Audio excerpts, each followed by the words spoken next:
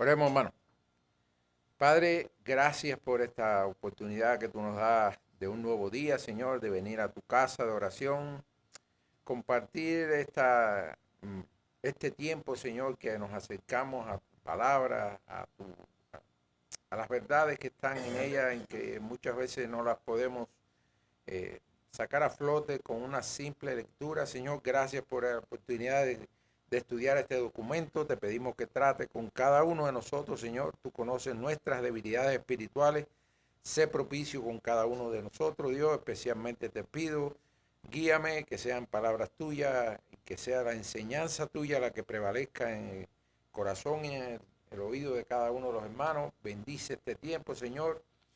Y que todo lo que hagamos aquí en esta mañana sea para darte a ti y solo a ti la gloria y la honra, Señor. En nombre de Jesús estamos orándote. Amén. Bueno, hermano, la semana anterior habíamos empezado el estudio de este capítulo 15 del arrepentimiento para vida y salvación. Habíamos tratado ese primer párrafo que se refería a este complemento tan importante en la vida del creyente, así como la fe en Jesucristo es un complemento importante, imprescindible para la salvación. También el arrepentimiento, habíamos tratado también el tema de cuán importante es en la vida de una iglesia que se predique el arrepentimiento como algo necesario, imprescindible, en la vida de los creyentes, como una manera de dar frutos que muestren que realmente somos hijos de Dios y que hemos sido regenerados a través de la obra del Espíritu Santo en nuestra vida. Hoy vamos a estar tratando este párrafo 2, que estamos en la página 24, le vamos a dar lectura. Dice, si bien no hay nadie que haga el bien y no peque, es decir, las dos cosas, ni hay nadie que haga el bien, ni nadie que no peque, es decir, que estamos todos metidos en ese grupo de imperfectos, y los mejores hombres, mediante el poder y el engaño de la corrupción que habita en ellos, junto con el predominio de las tentaciones, pueden caer en grandes pecados. Y no importa el tiempo que lleves, no importa cuán maduro tú te consideres en el Evangelio, este párrafo nos está diciendo que el poder del engaño, de la corrupción que habita en nuestra carne pecaminosa, junto con el predominio de las tentaciones, puede caer en grandes pecados y provocaciones.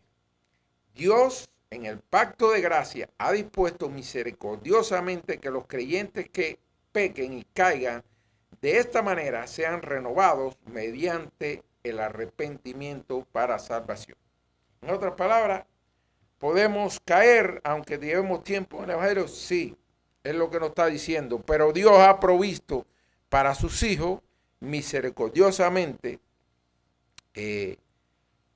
una manera para que sean renovados mediante el arrepentimiento para salvación. La clase de hoy, fíjense cómo la hemos titulado, la persistencia de la imperfección. Estamos hablando de los creyentes, por supuesto, y la provisión de Dios para restauración a través del arrepentimiento. Mire cómo vamos a empezar esta clase. Si vamos a estar afirmando algo que la Biblia nos enseña, también de alguna manera refiriéndonos a otros capítulos que ya hemos tratado. Y dice así, la Biblia enseña que en el momento que alguien se arrepiente y cree en Jesús, recibe el Espíritu Santo como un sello y garantía de su salvación. En Efesios 1, 13, 14, con claridad respalda esta afirmación. Dice, ese mismo Espíritu que recibimos y que nos sella, es quien ahora vive en el creyente y lo va transformando poco a poco a la imagen de Cristo. 2 Corintios 3:18 también respalda esto. Ya no somos esclavos del pecado, sino que tenemos un nuevo poder para decir no al pecado y sí a Dios.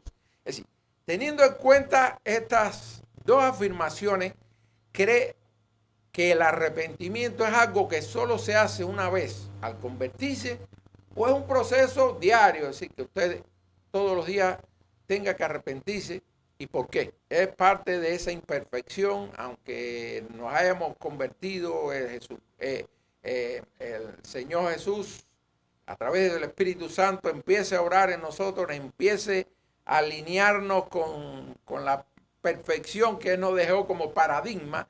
Aún así, aunque uno esté un poquito más adelantado en ese crecimiento espiritual, siempre va a haber esa imperfección que nos va a llevar que en algún momento pequemos. Dice, nadie, ni siquiera los creyentes regenerados son perfectos en esta vida. Todos en algún momento fallan. Nadie está libre de pecado, ni siquiera los creyentes más maduros. Por tanto, el arrepentimiento evangélico no es solo un acto inicial, no es cuando usted vino a los pies de Cristo que se arrepintió de su vida pasada y ya todo está resuelto. Ojalá que fuera así, hermano. Pero realmente las imperfecciones, el pecado que sigue rondando nuestras vidas, aunque ya no nosotros lo hemos vencido, aunque ya tenemos todas las herramientas para ir ganando esa batalla, aún esas imperfecciones, aún esos rezagos que hay en nuestra mente, en nuestro corazón, siguen de alguna manera llevándonos que en algún momento le fallemos. Ahora, esto no quiere decir que eso sea un deporte. Es decir, si usted se equivocó y de verdad siente un arrepentimiento sincero y el Señor lo confronta con su palabra, si usted se equivocó y trate de que ese error no vuelva a repetirlo o que se aleje lo más posible de las condiciones que lo llevaron a cometer ese error. El pecado remanente persiste en el creyente hasta la glorificación. Ahí, cuando estemos en la presencia del Señor, ahí va a ser el momento perfecto en que ya no habrá más ningún remanente, porque ya tendremos un cuerpo glorificado donde ya no haya capacidad, espacio para el pecado. Ahora, otra pregunta. ¿Puede un impío, es decir, una persona no regenerada, arrepentirse? ¿Puede un impío arrepentirse? Claro que sí. Ahora, una cosa es que el tipo de arrepentimiento que siente un impío y otro tipo de arrepentimiento es el que sienten los regenerados, donde el Señor acompaña ese arrepentimiento y vamos a ver que ese arrepentimiento para vida y salvación, como ya lo habíamos visto, no depende del hombre, es un regalo del Señor.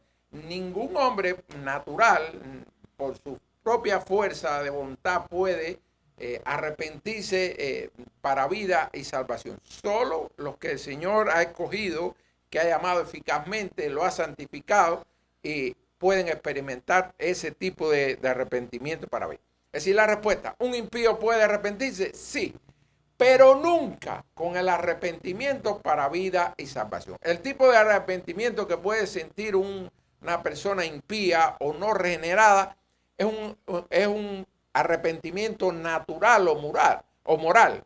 Sentir remordimiento, vergüenza o tristeza por las consecuencias del pecado. Si se equivocó, traicionó a un amigo, traicionó a su esposa, cometió un error en tratar mal a algún compañero de trabajo y después que empieza a sentir las consecuencias, el rechazo del error que cometió, siente ese arrepentimiento. Pero fíjense que nada está ligado a querer darle la gloria a Dios, es decir, yo me arrepiento porque yo soy el Señor me ha escogido a mí y yo para darle la gloria a Él debo ser un digno hijo de Él que dé frutos de arrepentimiento. Es decir, no es ese tipo de arrepentimiento el que siente un impío.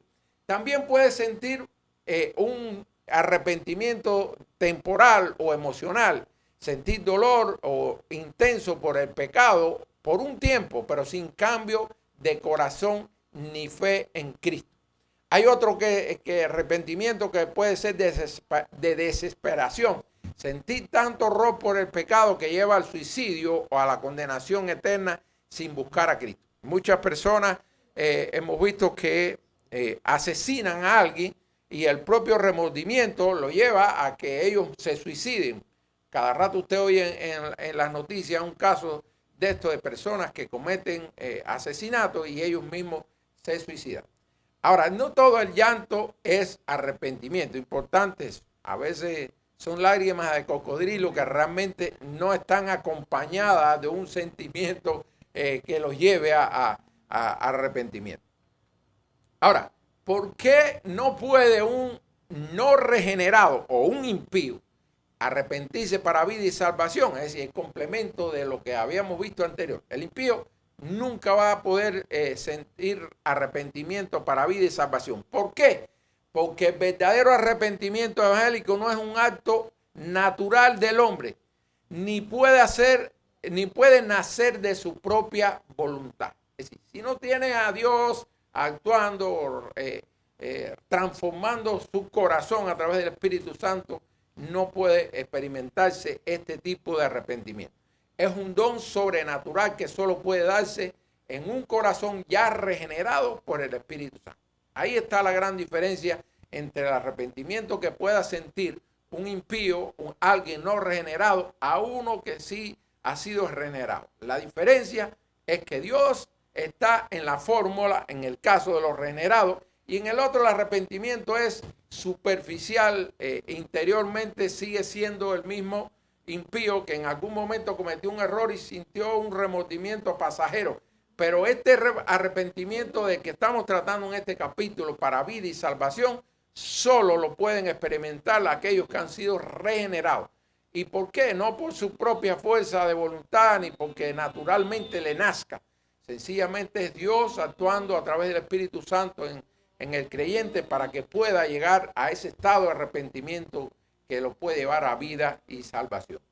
¿Qué es esencialmente? Porque estamos hablando desde la clase pasada en el arrepentimiento para vida y salvación. Esencialmente estamos hablando de un arrepentimiento que conlleva un cambio profundo de mente, corazón y dirección. Es decir, usted iba en un sentido que le estaba llevando a cometer errores continuamente, que estaba ofendiendo a Dios con sus actitudes, y usted se da cuenta que tiene que cambiar esa dirección porque no es la correcta. Arrepentirse no es solo sentirse mal, sentirse deprimido, sentirse angustiado por el pecado, sino dejar el pecado y volverse a Dios. Fíjense la diferencia al arrepentimiento de los no regenerados. Es un cambio interno producido por Dios. Y fíjense, reitero, producido por Dios. Naturalmente no lo podemos generar nosotros. Es un cambio interno producido por Dios que lleva al creyente a apartarse del pecado y volverse a Dios con fe y obediencia. También se llama conversión. Es un resultado inmediato y necesario de la regeneración o nuevo nacimiento. Ahora, indudablemente, como habíamos visto que usted solo no lo puede lograr, un arma poderosa que el Señor ha puesto a nuestro alcance para matar el pecado es la ayuda, ese auxilio del Espíritu Santo. El arrepentimiento no es solo sentirse mal por haber pecado, sino tomar la decisión de dejar el pecado y luchar contra él con la ayuda del Espíritu Santo. Solo no podemos más. Es una acción consciente, respaldada por el poder divino. No solo es un sentimiento. Los sentimientos y las emociones pueden estar presentes en cualquier persona. Ahora, en el caso de los que están redimidos, los regenerados, está acompañado por el Espíritu Santo, y eso hace la gran diferencia entre una persona no regenerada y uno que no lo esté. El arrepentimiento verdadero mata el pecado. No lo acaricia, hermano.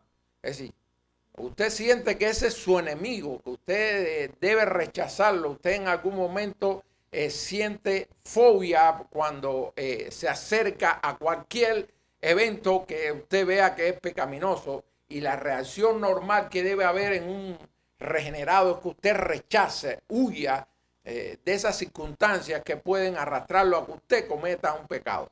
Pero debes tener claro que solo no puedes, necesita el auxilio del Espíritu Santo. Miren, estos dos textos, como complementan lo que hemos visto, dice Romanos 8:13, porque si vivís conforme a la carne, moriréis.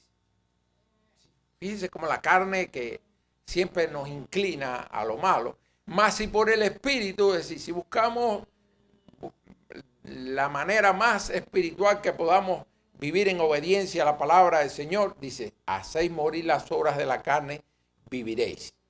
Colosenses 3:5 dice, haced morir pues lo terrenal en nosotros, fornicación, impureza, pasiones desordenadas, malos deseos, y avaricia, que es idolatría.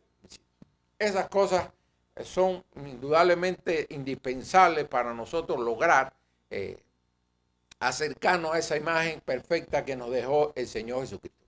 Dice, vivir para agradar y glorificar a Dios.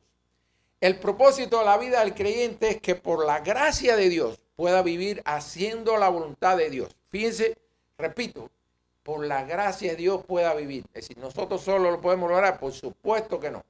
Y lo merecemos tampoco. No podemos hacer nada ni para merecerlo, ni para comprarlo, ni para ganarlo. Es por la pura gracia del Señor que nos permite vivir haciendo su voluntad, porque solo no podemos, y darle la gloria en todo lo que hace. No solo en palabras, sino con su conducta diaria. La glorificación no es opcional, sino un propósito central de la existencia según las Escrituras.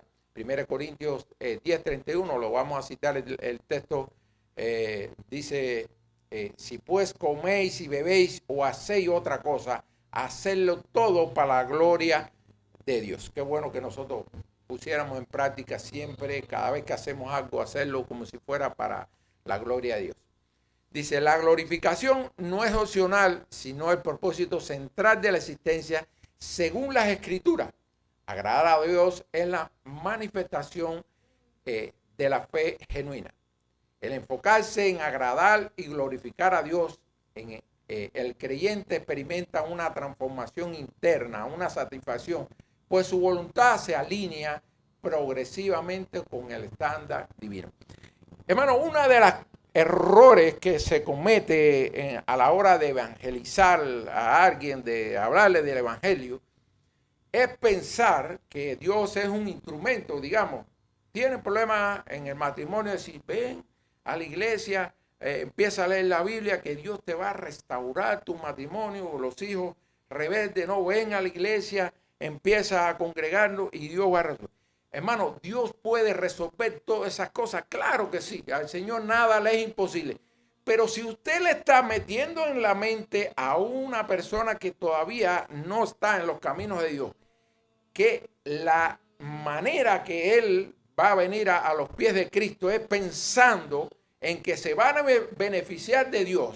Es decir, viene por lo que Dios le puede dar y no por lo que él puede ofrecer como ofrenda al Señor su vida, y después que él venga por lo que Dios es y no por lo que le puede dar. Entonces en esa relación el Señor puede hacer con él lo que él quiere.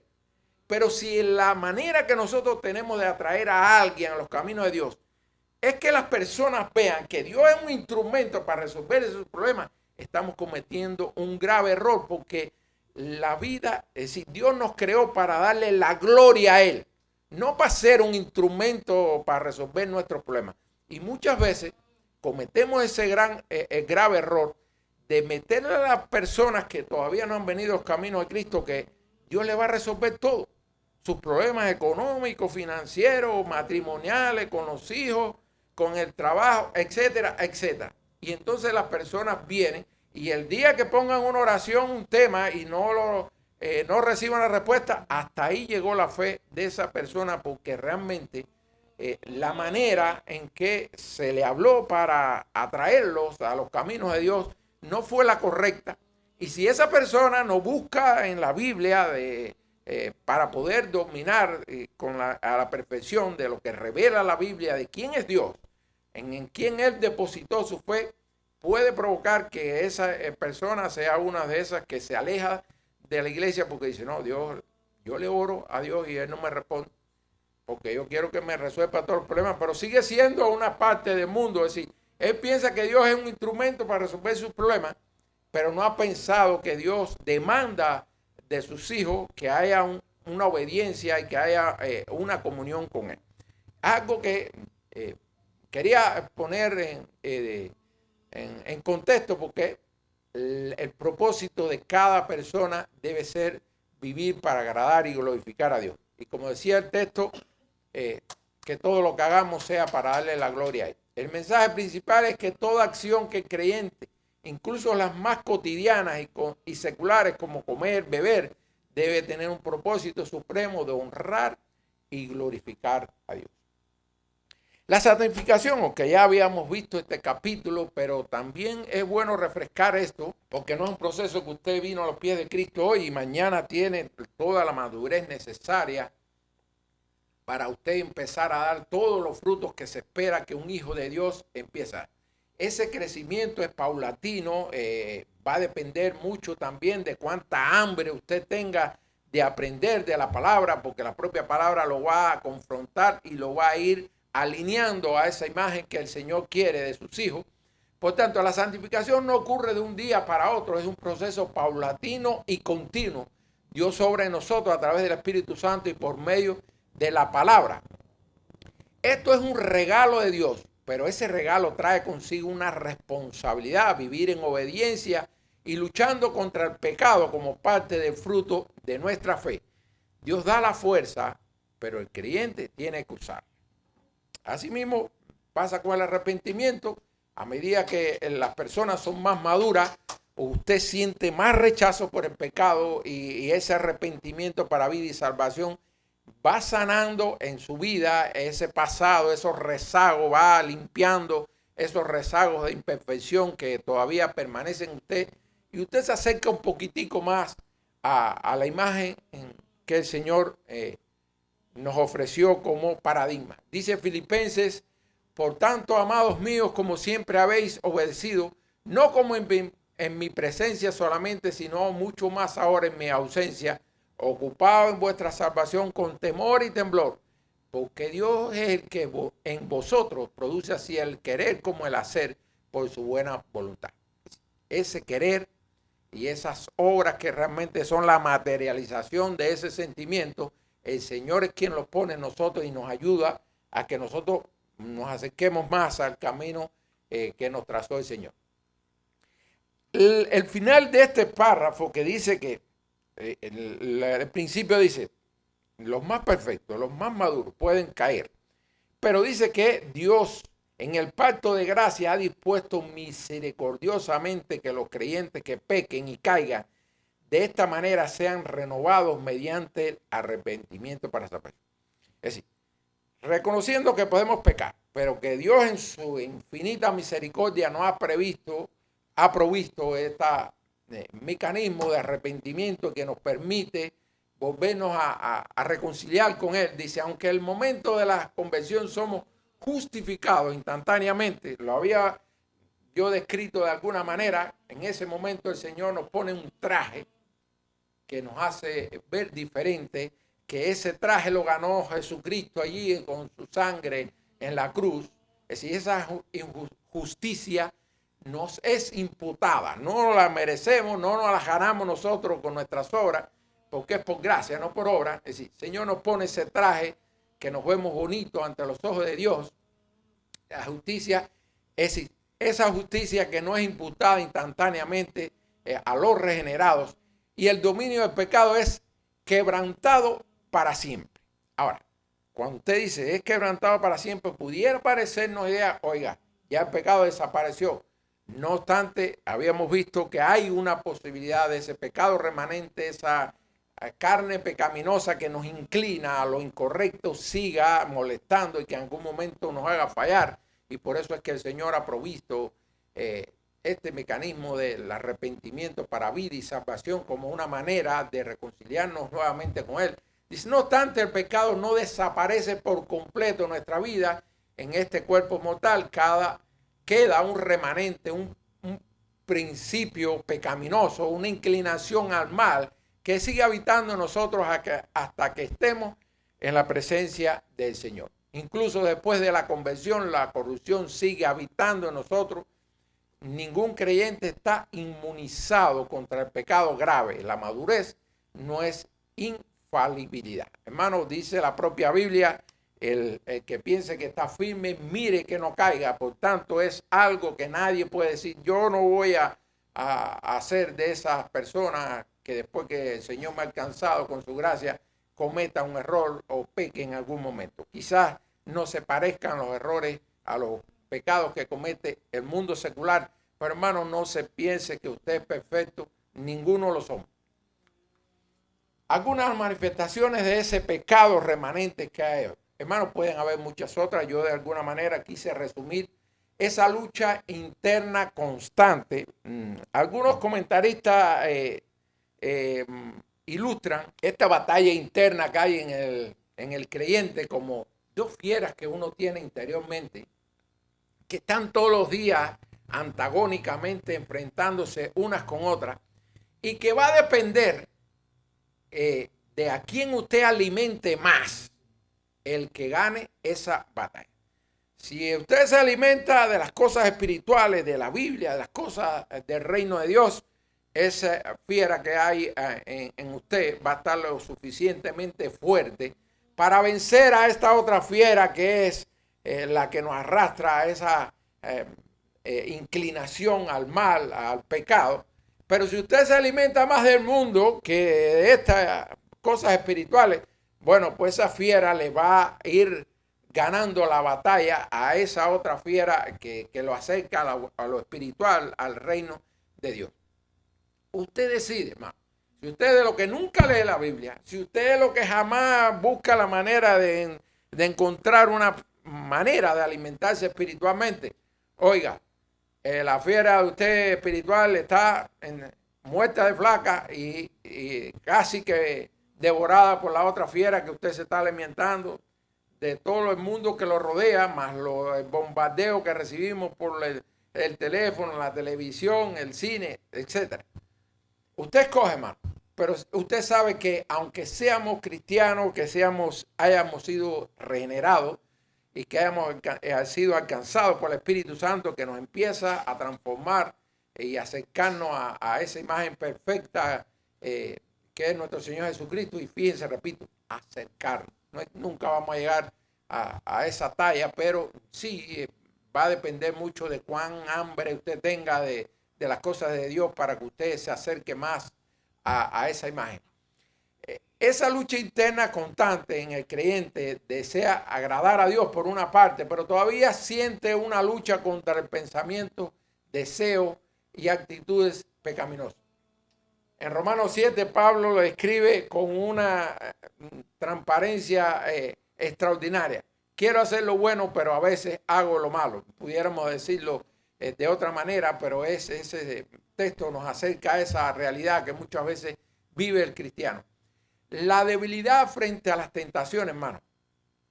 Usted va a ser lo suficientemente fuerte para resistir las tentaciones en la misma medida de cuanto más usted se alimenta.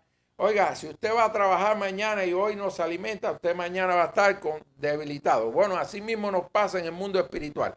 Si usted no se alimenta, ¿y cuál es el alimento espiritual?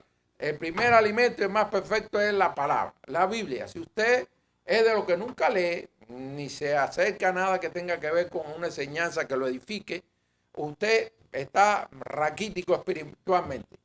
La debilidad frente a la tentación. Aunque las personas aman a Dios, todavía puede caer en pecados como la ira, el orgullo, la mentira, la envidia, impureza, la falta de perdón. Hermano, recuerdo un testimonio de un pastor que dice que después de haber estado predicando en la iglesia sobre la ira, dice que uno de los hermanos le dijo: pastor, he sentido que ese sermón me ha tocado a mí en el corazón, que yo soy de esos que la palabra me confrontó hoy.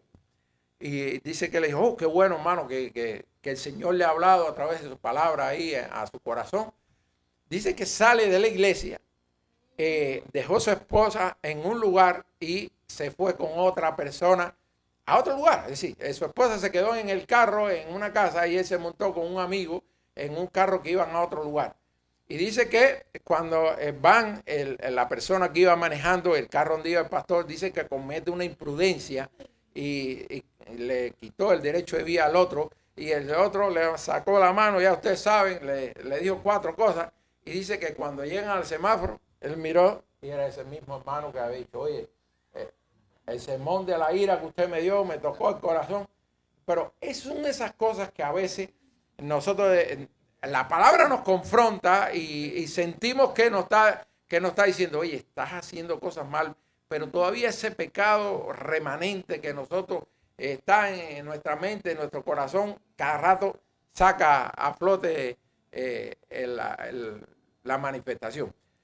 Ayer mismo cuando estaba preparando la clase, le estaba comentando a mi esposa que yo conocí a una persona, hermano, para mí, si poníamos en una balanza a un cristiano de los más maduros espiritualmente, y esa persona no veía la diferencia.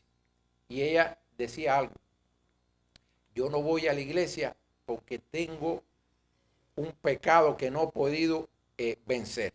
No he podido abandonar el vicio de fumar. Fíjense con qué respeto ella miraba a la iglesia. Para mí era un error, porque quizás dentro de la iglesia no es el lugar de los santos, sino de la gente necesitada de la palabra del Señor para poder, ninguno de los que estamos aquí, ni en ninguna iglesia es perfecto. Por tanto, si queremos buscar la perfección, el mejor lugar que tenemos es la iglesia, es la palabra del Señor. Pero bueno, ella de alguna manera consideraba que era indigna de estar en una iglesia porque no había podido vencer el vicio para fumar. Y bueno, son de esas cosas que a veces nos cuesta trabajo a los cristianos de poder liberarnos de ellos, porque es ese remanente que está habitando en nosotros.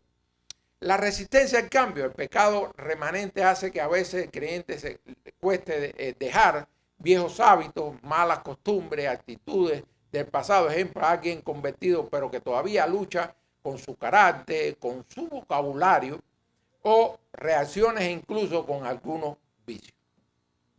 Peligros que acechan al creyente, y que por supuesto estamos hablando de estas cosas que todavía están permanentes o remanentes en el creyente, que todavía siguen molestando. Dice: el poder y el engaño de la corrupción, como nos dice el propio párrafo, que habita en ellos. Hermano, habitamos una carne pecaminosa.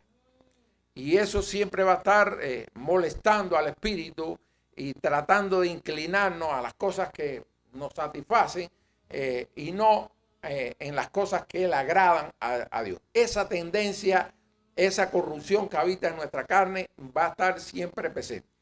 La fiera que más usted alimenta es la que le va a ayudar a vencer esa lucha diaria que usted va a tener internamente. La carne pecaminosa sigue activa, sigue molestando.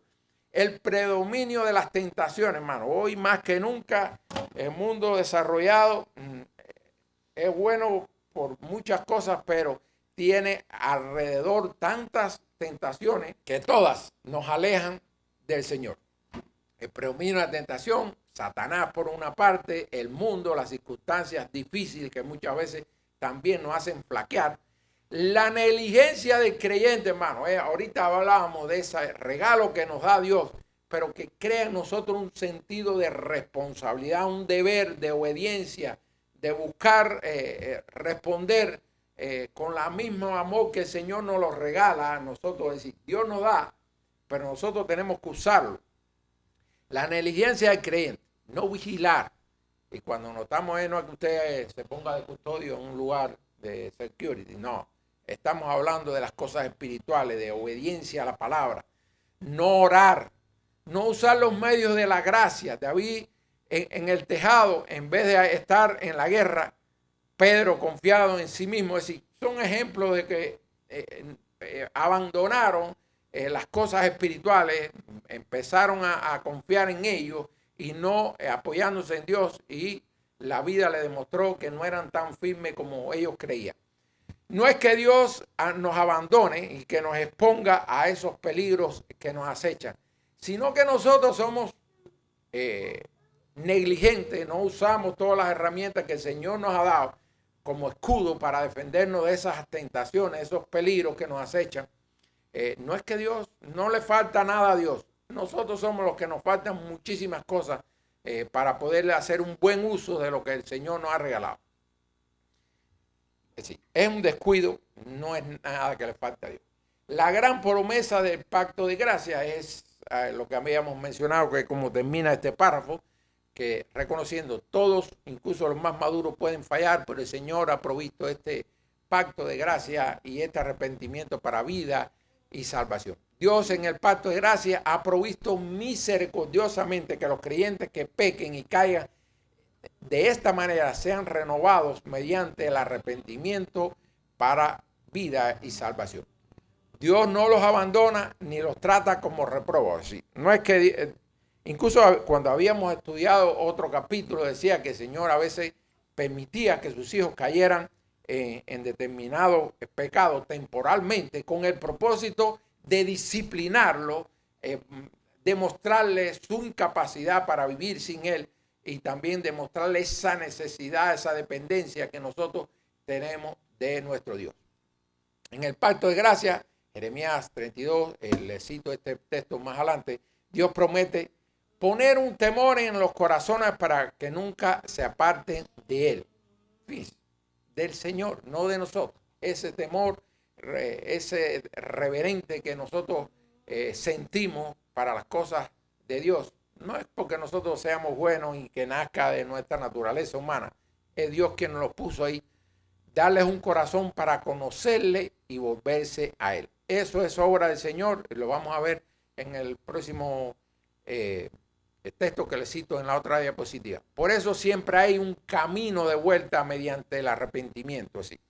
Ese es el camino de vuelta que el Señor nos ha dado para nosotros, después de haber pecado, tener esa posibilidad de regresar. Dice Lucas 22, en capítulo 22, versículos 31 y 32, Jesús oró específicamente para que la fe de Pedro no faltase y luego le dijo, cuando te conviertas, confirma a tus hermanos. 1 Juan 1:9 dice, si confesase nuestros pecados, Él es fiel y justo para perdonarnos y limpiarnos. Ustedes ven unos punticos ahí que ahorré un pedacito de ese versículo, sencillamente extraje lo que tiene que ver precisamente lo que estamos viendo anteriormente. Y dice Jeremías 32, versículos 38 y 40. Y me serán por pueblo y yo seré a ellos por Dios. Es decir, una promesa para sus hijos. Y le daré un corazón y un camino. Es decir, Él es que nos está dando un corazón nuevo de carne, sensible a las cosas espirituales, sensible a su palabra. Y fíjense, y un camino para que me teman perpetuamente, para que tengan bien en ellos y sus hijos después de ellos. Y haré con ellos pacto eterno, que no me volveré atrás de hacerles bien y pondré mi temor en el corazón. Eres que pone ese temor reverente de nosotros por las cosas del Señor. Y pondré en ellos un temor en su corazón para que no se aparten de mí. Finalmente, hermano, de alguna manera usando estas cosas en la vida diaria nuestra, tenemos un consuelo. Si has caído, hermano, no es el fin del camino. Tenemos ese pacto de gracia que el Señor nos ha permitido. Si has caído en pecado grave, no desesperes. Tenemos una gran promesa del pacto de gracia.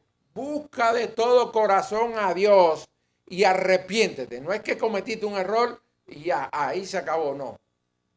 Busca de Dios de todo corazón y arrepiéntete. David y Pedro lo hicieron.